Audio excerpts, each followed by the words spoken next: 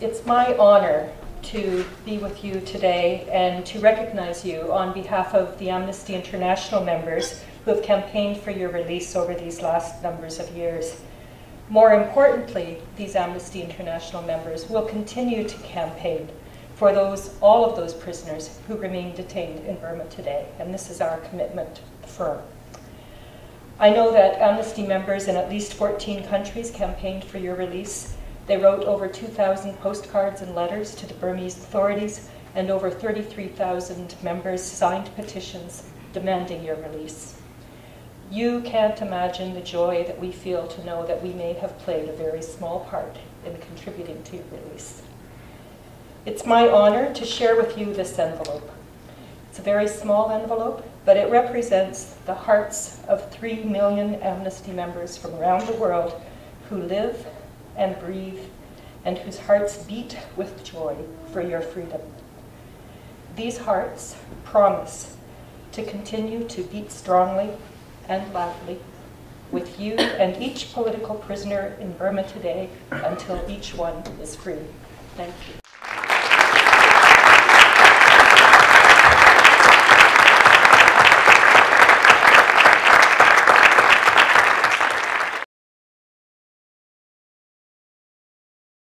In our country, when I attended to the medicine, the University of Veterinary Medicine, at that time, I'm very interested in the old-fashioned type of the comedian's work. So I like to make jokes, satire into our professor or our rector or our health minister. So I got many punishment from them. So, for example, our rectors banned me not to enter examination for 6 months. And when I satire in the jokes to the health minister, he banned me not to give my degree. Instead, I have passed the final examination, but he refused to give my degree. But after the 1 year, he gave me the degree. But I already gave up as soon as when I got that degree. I don't want to stand as a dentist, so I gave up that card. If I was a dentist, I have a chance to open 1 month in one time. If I was the comedians, I can open many mouths, over 1,000, over 10,000. So I choose that option. So I stand as a comedian, but the government didn't like my jokes. For example, when I visited to some of the Delta region in our country, the government kicked out me from that Delta region. They didn't allow me to come into their township. So because they're afraid of my jokes. Because at that time, the people clapping the sound, people laughing, and people and monks, they are very much like the jokes about the satire and the government. But the military regime and the government, they didn't like me. So they sent me back to my hometown, Rangoon. At that time, they arrested me for 2 days. And they interrogated me in the police station. They told me not to make that kind of jokes. So I agreed. Okay, I don't want to make that kind of joke. But after that night, I make another kind of joke to satire, to the government. So at that time, so the people, all of the people, they think I am the loudspeaker of the people. They think. So they supported me. Actually, I didn't get the financial support from the people, but I got many encouragement from our people. So I like to stand as a public speaker for our Burmese people. So I continued to satire the government. So government arrested me for my jokes, about my jokes in 1988. So they sent me to the prison. But just, that's all. For someone like myself who humor is not only allowed, but celebrated in a country like Canada, for the most part. My experience has been taking on a character that has never been seen on television for a culture. But I'm speaking through a place, from a place of complete freedom. And yet still, because we were satirizing or irreverently talking about Islam, we were very afraid because it was a post 9/11 world. I guess one of the things I'm fascinated is that you were in a situation where you knew what dangers lie to speak your mind, and not only to speak your mind, but to actually undermine, subvert, satirize the government through your talents. What led you to that? Was it courage? Was it just the need to say it? Is it just what was your vision? What were you seeing to inspire that? In our country, almost all of the comedians, they always keep in their mind they are the advocates of the people in our country.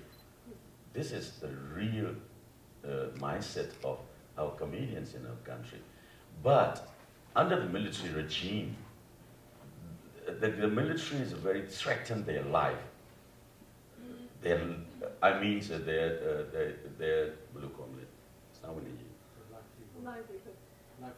Yes, their livelihood, and the government they threaten, and they will arrest all comedians if they make the jokes about government. So sometimes they make the whispering jokes among the people. This whispering jokes and also separates among the people. At that time, the government's very angry about that joke. Who started that jokes? They always said. At that time, every people said, Zarganar started that joke. Actually, I don't know what kind of the jokes, but I don't know. But everybody said, that jokes was started by the Chicha Zarganar. So this is trademark. So this is trademark. They can distribute among the people, hey, here is the Zarganar jokes, here is the Zarganar jokes.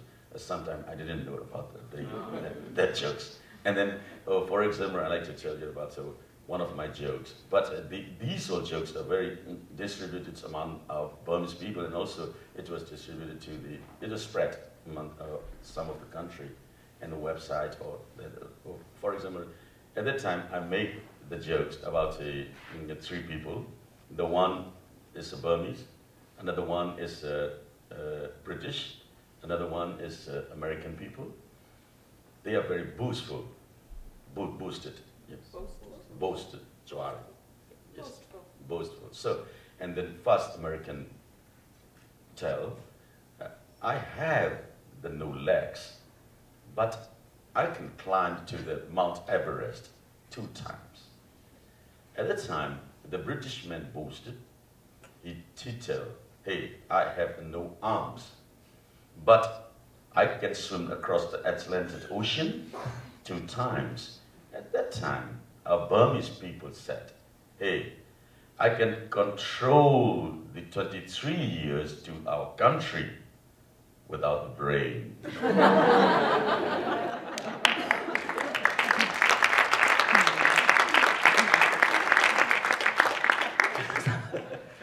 According to that jokes, I was arrested. And I was sent to the Insein prisons for the 7 months. So, the freedom of expression is very important. When I visited, this is my first time abroad, when I visited to the United States last 2 weeks ago, I very much like the people who protested in front of the White House. They can express their inner spirit. Their freedom of expression is very important. But they are secure. They're protected by their constitution. We didn't get that chance. And also, when I watched the TV, in the TV, I think Stephen Cooper, he made so many satirical jokes and political jokes. to the government, but he was not arrested. If I make that kind of jokes, actually, I will be encountered with many sentences over the 100 years. Sentences. Freedom of expression is very important. So I like to promote that freedom of expression in our country. Counter, but for 60 years we've had a military regime in Burma. 60 years is the anniversary since Ne Win's coup. Yeah. And over that time, there have been repeated moments where the Burmese government has, appeared at least for the Western world to be lessening some of its restrictions.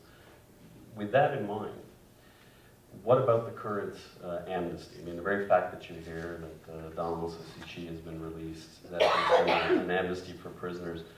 My concern is how legitimate this is. If the new leader, Insein, if this is a real, honest attempt to reform the country, there are still 324 of your colleagues in prison, and it seems very unlikely that they'll be released in the same way. So I wonder if you could comment about the legitimacy of the current government and its reforms. Is what we're seeing here in the West real? Our country is not really changed.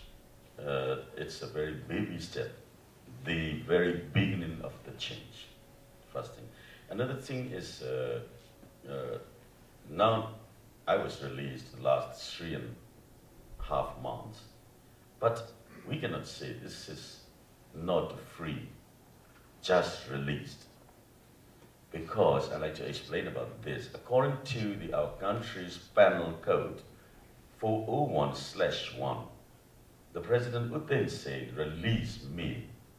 But my sentence is 59 years, and then they reduce to the 35 years. And then they release me with the remaining 31 years and 4 months. This is the burden for me. They release me not unconditionally. They release conditionally to all of the political prisoners. So all political prisoners are released, not free. Because anytime government or President Insein, he disliked me or all political prisoners, he has a chance to re-arrest us anytime. And we have to compensate, or we have to re-give that remaining sentences. For me, remaining sentence is 31 years and 4 months. If I was arrested next time, I have to re-give that 31 years and I have to serve that 31 years and 4 months. So this is not a free, just release. How can I say this is suspension? I have already discussed with all of my friends, and we can say to the world, there are still remaining 324 political prisoners. But now we push the government to release unconditionally all of the political prisoners. And also, when I met with Hillary Clinton in Yangon and also in the United States, I also asked her help to push our government to release all of the political prisoners. But the government refused. Our government, Burmese government, refused. There are no political prisoners. There are no prisoners of conscience. They always replied like this. So I don't want to argue with the government. So I put the list directly to the president. There are 324 prisoners. If you release these 324 prisoners, that's all. I don't want to argue with the president whether there is the political prisoners or not. I don't want to argue. But if he released 324 political prisoners, these political prisoners or release is, I think that's all. I want to ask you what it was like to meet Aung San Suu Kyi. How was that for you? After your release, your recent release. I got a message from her. She was ill because she was very exhausted. to come around, to went around our country, and she's now campaigning for all of the NLD party. Yesterday, she went to the Shan State. Shan State is very east of our country, and very cool. And then yesterday night, she went to the Mandalay. Mandalay is the very heart of our Burma. And then she suffered from the exhausted. And yesterday night, she cannot make a speech to the people. But I think this time is a very important time for us and for her and for our people. So Auntie is very exhausted to motivate the people. So I've met Dawn San Suu Kyi with many times. So, for example, at the morning, the breakfast time, at 8:15 a.m., she usually take the breakfast. At the time, we take the time to discuss about our politics and the latest messages from every countries. And we did, and at evening, 6 p.m., this is the auntie's own private time. So we discussed about our recent conditions of our country for 1 hour or for 30 minutes, just like that. So every day we have many meetings for our country's politics. So now Auntie decided to contest in by-election. Its by-election will be held in the 1st April. You know, 1st April is April Fool. Yeah. So our election must be the full election. So that's a by-election is a little bit step for our country. And because I like to tell you is I always see from the bright side. Actually, I'm the optimist. But this is the time of the cautious optimism, we can say. Aunties also use that word, cautious optimism. So the government, they say, and some groups, they want to reform our country. How can I say? They are the group of reformer. So I like to tell you, in our country, in our government, there are 3 groups. The one group is the very reformer, who they say, and some government officer. Another group is the very huge group. They want to control the People's Parliament for a long time. They want to open the door very narrow for the opportunities for the opposition leader. For example, now aunties and NLD will enter to the parliament for the 40 seats. You know, USDP party already got 314 seats in lower house. If Auntie and NLD want all of the 40 seats, you should compare 314 and 40 seats. And also, there are military people who automatically got 110 seats in the lower house. Please compare this. So the very narrow opportunities for the aunties and NLD. But we must enter from that way, and we have to widen the other ways. So the very important thing is the 2 things. Auntie will organize and Auntie will try to amend the 2008 Constitution in People's Parliament. We have to set up the civil societies and institutions in our country to organize the people. So this is the balance between in the parliament and outside the parliament. The 2 forces will simultaneously push the government to move forward. And so that I remain in the 3rd groups in our government. It's a very important group. that groups always depend on military force. That group always created the unrest conditions. If unrest condition was broken out in our country, according to the 2008 Constitution of Burma, military can ask the transfer of power within the 5 minutes. It's a very dangerous group. That group is a third and large group in the government. So we want to use, according to my auntie's word, cautious optimism. We have to encourage the government to go forward.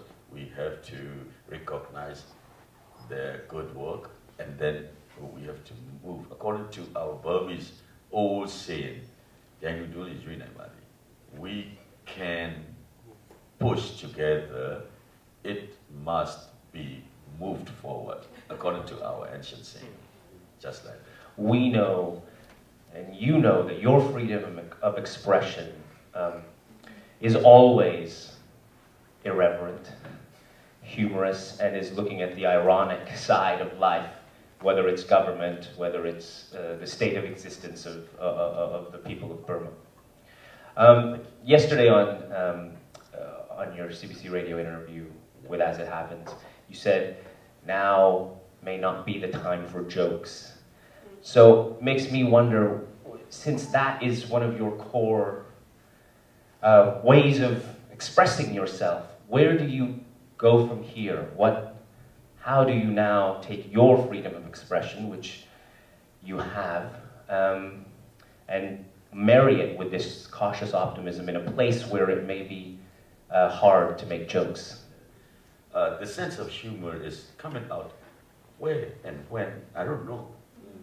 Sometimes it's automatically coming out, because when I saw this something, when I saw this, when I hear this some voices. You can't help yourself. Yes, so this is not to block my mind.